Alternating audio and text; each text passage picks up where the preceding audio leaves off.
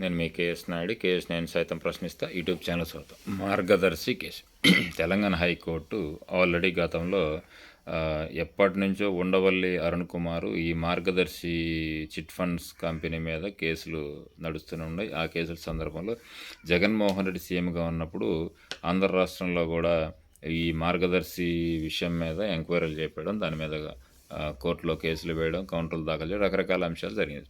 So దాంతోపాటు ఉండవల్లి వేసినటువంటి పిటిషన్కి కూడా బలం చేకూరినటువంటి పరిస్థితి. దాని మీద సుప్రీంకోర్టు కూడా ఏదైతే వసూళ్ళు ఉన్నాయి, ఐ మీన్ డిపాజిట్లు అయితే ఉన్నాయో వాటికి సంబంధించిన లెక్కలు అవి అడగడం, అంటే కోర్టులు పదే పదే కూడా దీని మీద నివేదికలు ఇవ్వండి అని అడుగుతున్నా కూడా స్పందించిన పరిస్థితి. సో జగన్మోహన్ రెడ్డి దిగిపోయిన తర్వాత కూటమి ప్రభుత్వం అధికారంలోకి రాగానే మార్గదర్శి మీద కొంచెం ఉదార స్వభావం చూపిస్తుంది అనడంలో ఎలాంటి సందేహం లేదు.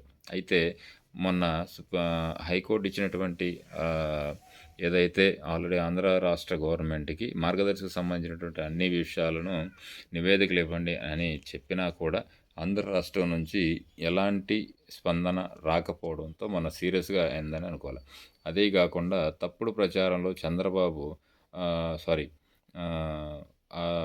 డాక్యుమెంట్స్ సబ్మిట్ చేయడంలో చంద్రబాబు అలసత్వంగా ఉన్నారు అనే యొక్క ఉద్దేశానికి ఈనాడికి చెందినటువంటి